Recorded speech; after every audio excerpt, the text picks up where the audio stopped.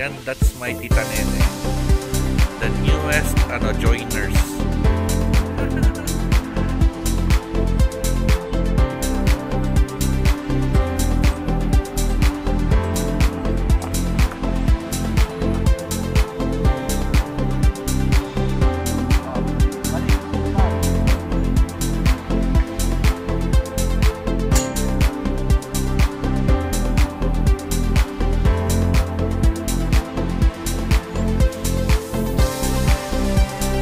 Sabi ko, ito sana dito ka na lang.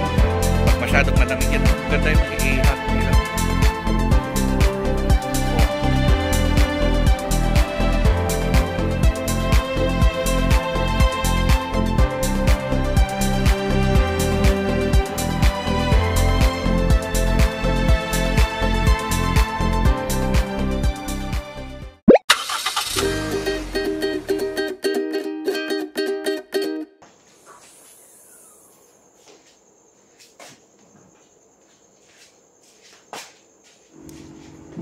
Sabihin mo sa akin na ikaw ay isang car camping junkie without telling me na ikaw ay isang car camping junkie. Walang katapusang hakutan at empake ng gear. Judgmental ako sa mga friends ko based on how fast they can pack up a camp in a freak storm. I spend more time setting up camp kaysa mag-relax. The best campers are obsessive-compulsive. Mas kumpleto pa yung camping gear ko kesa sa mga damit ko. We are natural-born arsonists. Kaibigan namin ang apoy. Kung uulan man ng pera sa campsite, ay malamang hindi na ako uuwi ng bahay. Those are just a few trivial facts of being a camper without having said it. Funny, but true. Maybe I could say for now that I am forever a car camping junkie. Seriously, it's another day for a car camping adventure with my family. Saying so, today is like no other for the reason na may bagong salta. A newbie, a tag-along tawag natin. Well, the irony is the newbie is no young blood. As a matter of fact, isa siyang senior citizen. Malalaman nyo niya mamaya. So we started packing up 2:45 a.m. and are scheduled to take off at 5 a.m. For today's campsite, we will be heading back to the highlands. Off we go to the mountain ridges that border Davao City and Bukidnon, which is somewhere in the Marilog district, specifically in the barangay of Dato Salumay. Alam ko yun. Pero ito, Sitio Nangalid, a place that I have never heard of in my life. Tara, let's go.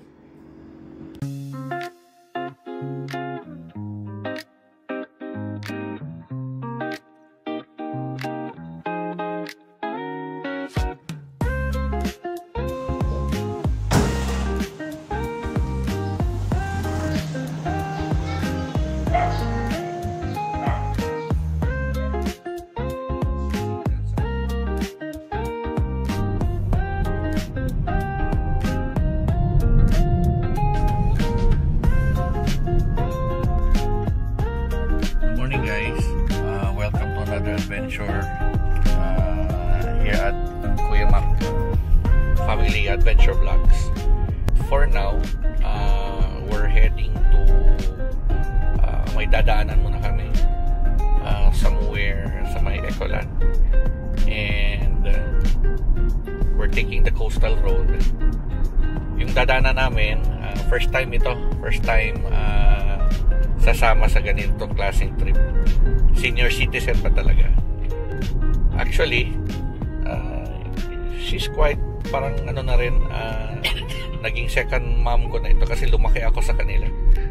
Fun fact trivia about Kuya Mac is lumaki ako sa lola ko. So, ayan, may pupuntahan muna kami, dadaanan namin yung auntie ko, eldest kapatid ng tatay ko, eldest ng magkakapatid ng tatay ko.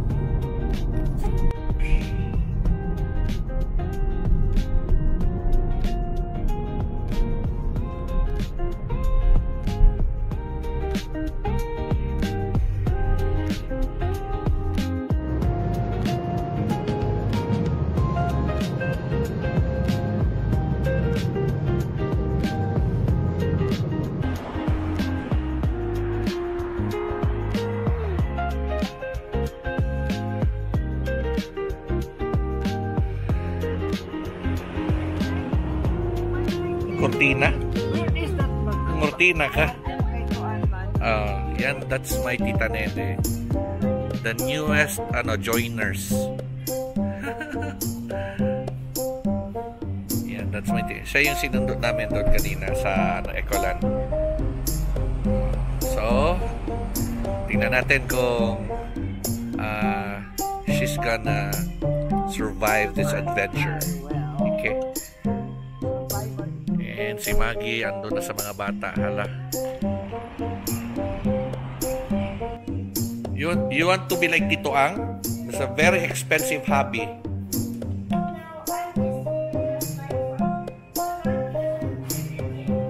Are you afraid?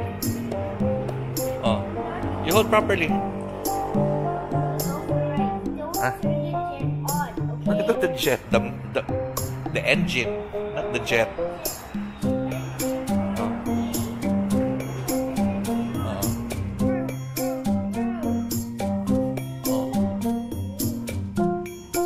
This very expensive hobby, huh? Do not be like Tito Ang. Only Tito Ang because Tito Ang can afford.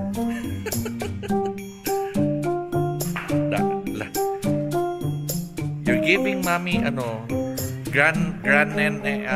hard time, difficult time. You're very heavy.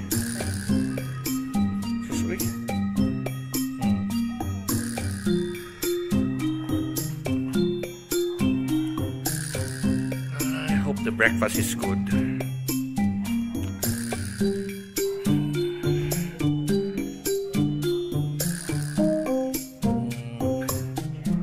So, dito kami sa Bikers Hub. Actually, it's not a random spot we've picked. It just so happens that most of the cafes, mga restaurants dito are unusually closed. Hindi kasi alam baka it's because it's not the weekend.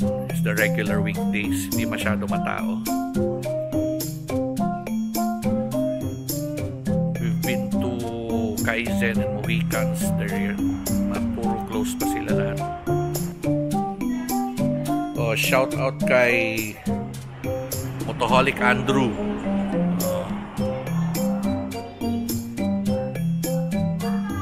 Probably you've been here. Kasi Bikers Hub.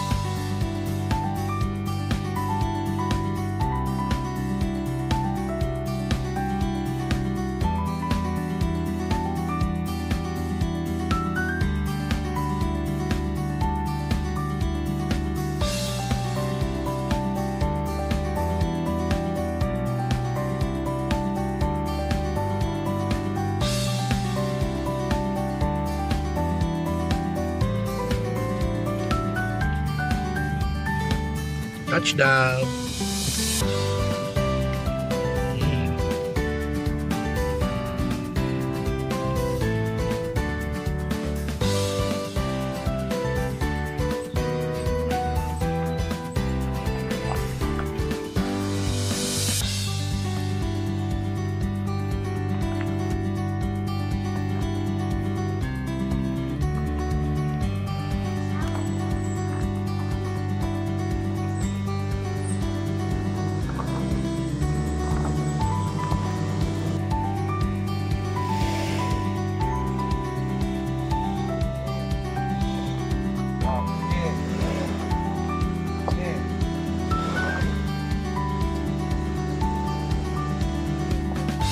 Oh yeah, straight.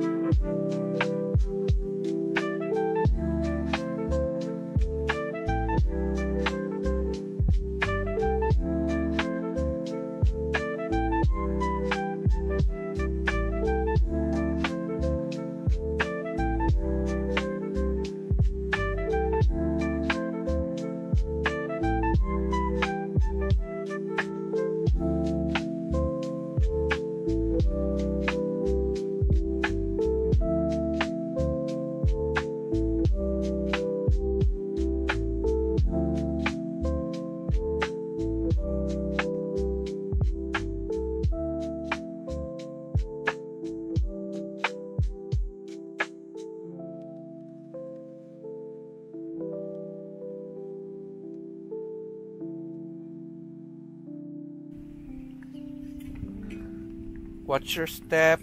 You're a senior citizen. Sabi ko, ito sana dito ka na lang. Pag masyadong malamig yan, maganda yung mga hat nila.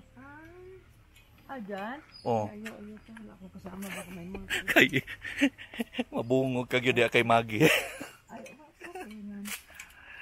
Kung kamo lang doa ba diya, mabungol kasi ha.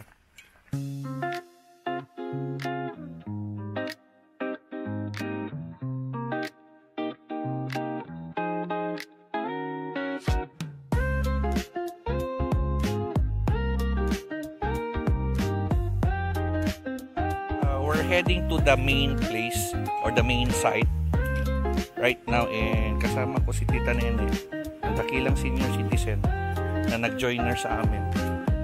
Okay, so we just have to be careful with our steps kasi these are steep steps and pababa siya. There's a handrail. Yeah. Maganda yung place dito.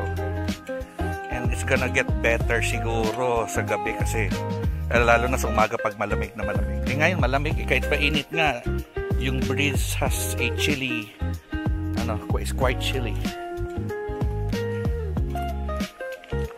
Kasi sa Thursday, usually pag Thursdays dito nililinisan yung pool. They clean up the pool and they have flowing spring water. Okay, so probably by tomorrow or late this afternoon, puno nito. So, kung hindi lamang masyado malamig, ayun, Maggie might be swimming here later. Ito guys, malaki yung pool nila. Malalim lang. Meron naman doon for kids. So, they use spring water for these guys.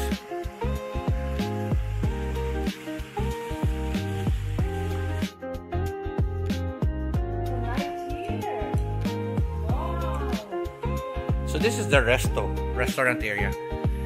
Nice. Yan. Gusto niyo mag-trekking, pwede kayo mag-trekking dyan.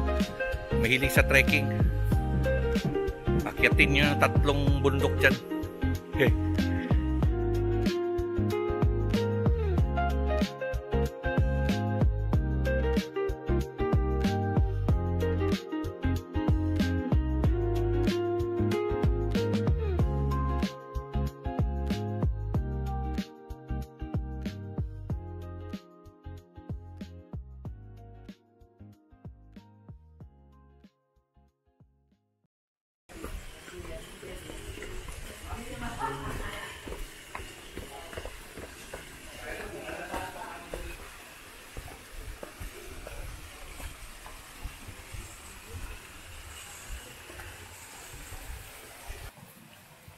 Now, let me check first. Hey! No, here first. You check first how deep it is. No, on the stairs. That's the stairs.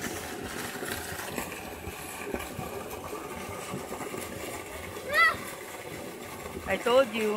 Let me stay here for this.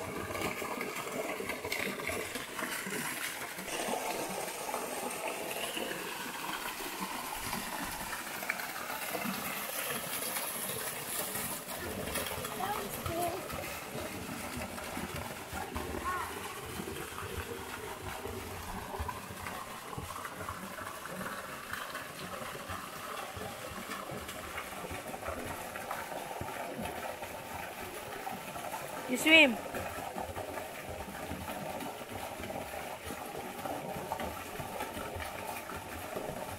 You stand. That's the last one. That's the last one. That's the floor.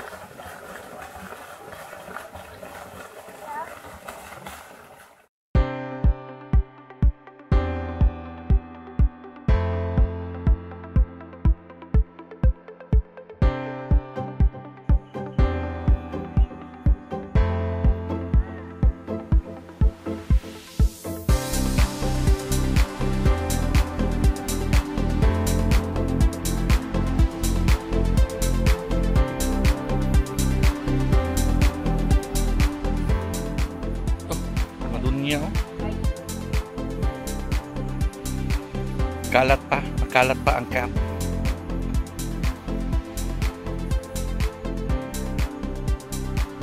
lang, pasensya lang, makalat yung camp. Hindi kasi kami glamping eh. Okay. Sorry lang, hindi po tayo glamping dito.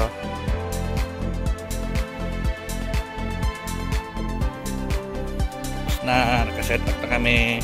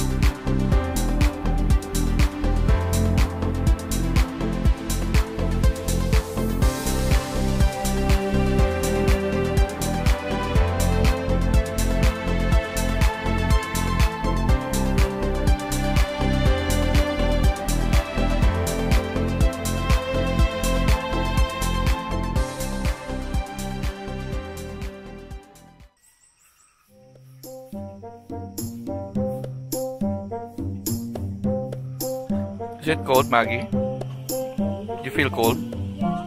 You really? Do you have jacket?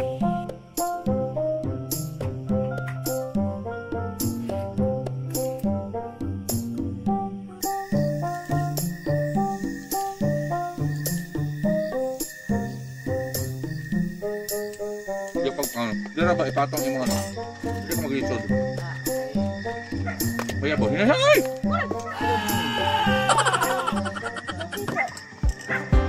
So there you are, guys. I hope you liked our video for today. Don't forget to like and share, and if you are new to this channel, you can support us by hitting the subscribe button. Please leave a comment on the comment section if you want to know more about this video and my other videos as well. You can also hit the notification bell for updates and new content on my channel. Happy car camping sa tanan ug daghang salamat!